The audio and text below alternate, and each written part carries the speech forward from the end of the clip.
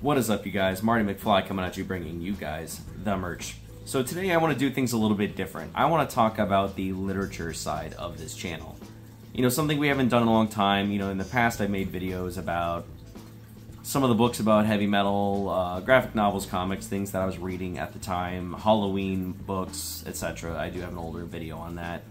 But, you know, I think it's time we go back into the literature side a little bit. It's been a while since I've done one of these, and there's this company out there called Bazillion. It's a publishing company that's done a lot of books through heavy music.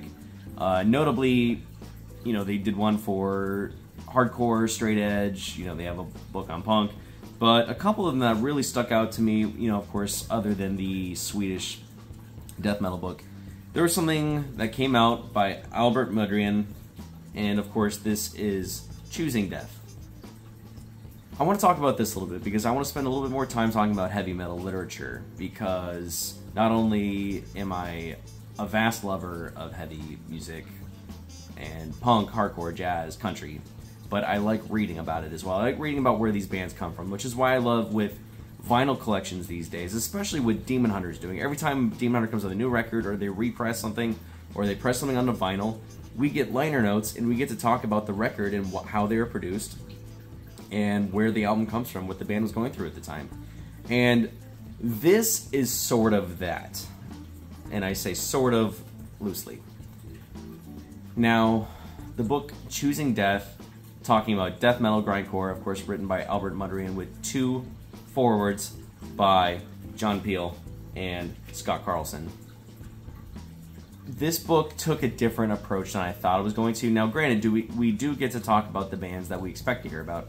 However, with this book, we spend so much more time talking about record labels, business deals, distributions, economics, than we do about some of the bands themselves. This book probably should be called Choosing Grindcore. At the end of the day, we do talk about death metal, and we get a little bit of that in there, but it's so heavily focused on earache records and grindcore music and the grindcore bands of that time, and all the record deals, all the business, all the losses, all the record distribution problems, and then some of the fame that came along with being on Earache Records. This book probably should just be called Earache Records with a little bit of death metal mixed in. And of course I'm being a little bit harsh, but of course I'm reading Choosing Death, and I want to hear about death metal. And then this book kind of takes a different approach. Anyway, once you get past the Earache Records and the heavy focus on grindcore, you do start talking about more of the death metal bands, and the book really opens up in the latter half, I would think. Now, the book starts essentially the same way the Swedish death metal book starts: black metal, USBM, and then of course the black metal evolution of the occult. Everyone talks about punk and hardcore as the entryway into modern death metal, Swedish death metal, black metal. It all starts with punk. And of course, the very first chapter, once we get past our forewords by Scott Carlson and John Peel, we talk about Punk is a Rotting Corpse, of course, which is the first chapter. And I mean, I think it's a great way to start this book, especially when we're talking about where the sound, the ferocity, a bunch of kids that have virtually no money to put together, to even put together a demo tape with 2 songs on it. This, I think, does a great job with giving us that introduction and gateway into heavy music. So I'm really glad the way they kind of approach that. But throughout this book, we do spend a lot of time talking about Earache Records, grindcore, and then all the bands that came from that era. I'm talking about the super short songs that no one can understand, that only last for 1 to 10 seconds.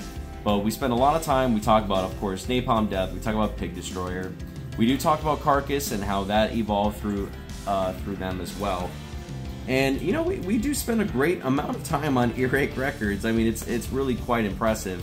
But once you get past that, you know, the Napalm Death, Pig Destroyer, which all of them are great bands, they're great to listen to. I have CDs by all of them.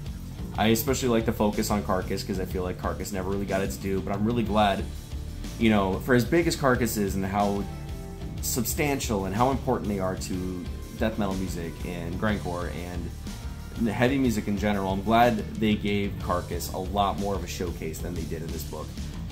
I don't know why people love to hate Heartwork. I man, Heartwork's one of my favorite records by them. Of course, they do go into like Recapitulafaction and that era of music as well. But I think they did a good job giving showcase. They also do a substantial amount of showcasing for Chuck Schuldiner and Death. Their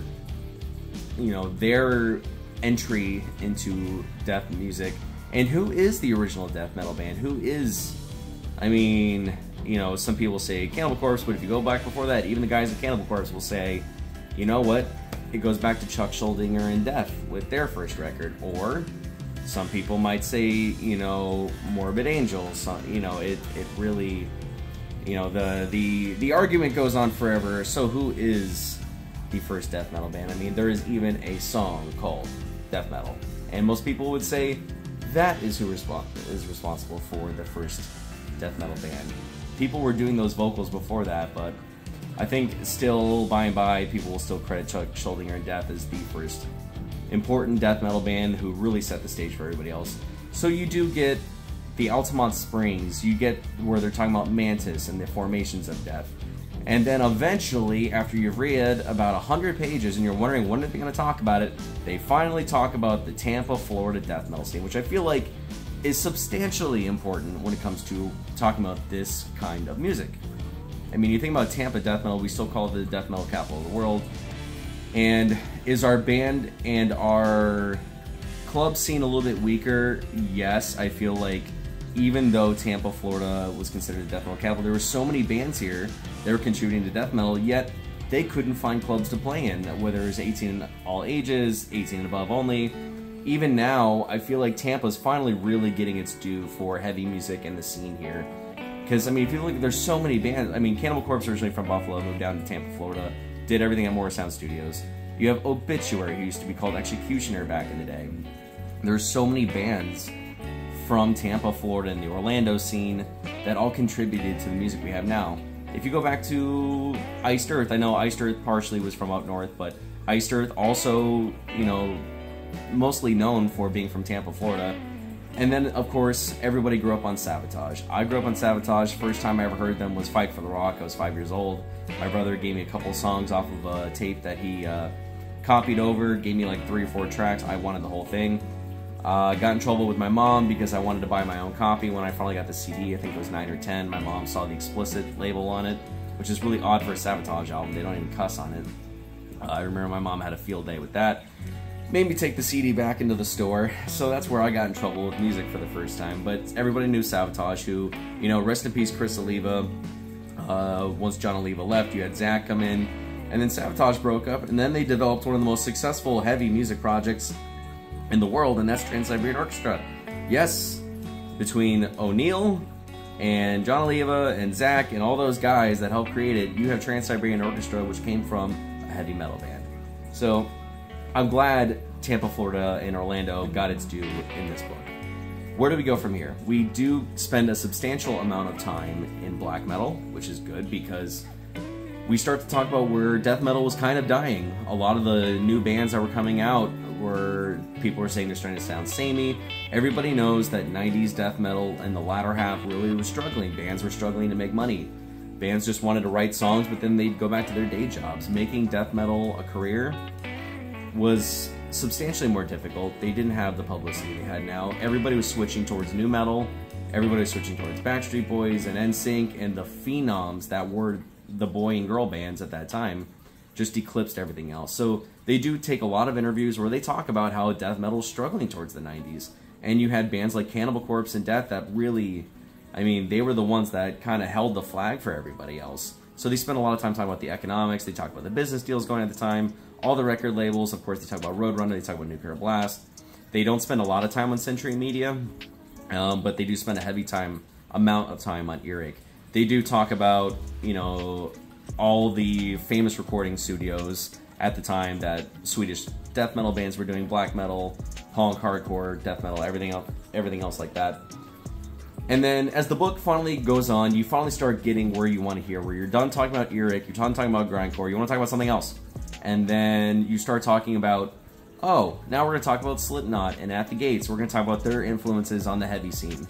We're going to talk about how Slaughter of the Soul by At the Gates is one of the most influential heavy metal albums of all time. Finally, we're going to talk about that.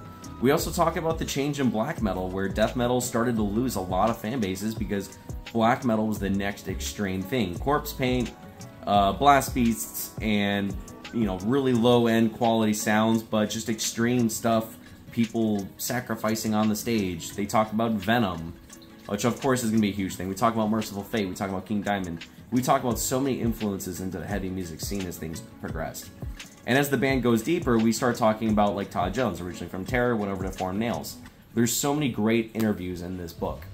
So how do I feel about it overall? I really enjoyed it. I'm glad I read it. I learned so much more about the heavy scene that I didn't know before. Like I said, the first, every time you start talking about something you want, if you're a big fan of grindcore, this is the book. I think this is a grindcore heavy book when it comes to that, because what they talk about, all the business deals, Eric Records, all that stuff. But once you get to the meat and potatoes and you really start talking about all the other bands out there, all the other influences, even bands that maybe you have never heard of, we even get a nice snippet talking about Necrophagist and their origins and their music. And I think it's a great book overall. I really enjoyed it. Like I said, it's a little drudgery at sometimes if you're a little tired of talking about grindcore, but everything else, I'm really glad I got it. Really glad I read it. I would recommend it. Like I said, as far as heavy metal literature goes. And, there's so many great photos, I think, in this book, too. And I think the photos they really did a good job. Because, there's so much stuff in here. And it's more than just Cannibal Corpse and just Death and Morbid Angel and Altars of Madness. And, there's more to it than just those. They talk about, Possessed. Like I said, who really is the first death metal band? Are we going to say it's Morbid? Are we going to say it's Cannibal Corpse? Are we going to say it's Death? Are we going to say it's Possessed? There is a song called death metal, the same way Venom created a song called black metal. So who is the first death metal band? They really do pose a lot of those ideas in here. Like I said, it's a fun read. If you're into heavy metal literature or literature about music in general and how bands and music came to form the way they did, this is definitely a great book. There's so many other things that came off of Bazillion Points. I think the next thing we're going to talk about, of course, is the Evolution of the Cult book on black metal, which I got signed by the writer himself. The new updated edition is incredible. And I think what I'm going to do for just you guys is show you guys a preview of that. This is what we're going to talk about next. Black metal, Evolution of the Cult, Dayal Patterson. It is outstanding. I can't say it enough. This is what the Choosing Death book should have been. And I hope Choosing Death gets a new updated edition with a bunch of new stuff. This is what this book should have been. The pictures, the massive font. The bands they talk about, there's so much in depth into what I wanted to hear about band to band, as opposed to just record deals, which is kind of what Choosing Death is. This is what I wanted. This is band specific. It goes through Black Sabbath, Venom. We got to talk about Tormentor. Of course, we go into the bands that everybody knows in here, but they spend a lot of time on punk and hardcore too. Of course, they talk about Dark Throne. They talk about Metallion. They talk about Emperor. But they spend so much time talking about how each band evolved. And this is a tome. I'm pretty sure you can summon the devil with this. So this is what we're going to talk about next. I'm looking forward to hearing back from you guys. What have you guys been reading lately? What books have you been reading about heavy metal that maybe I haven't tried yet?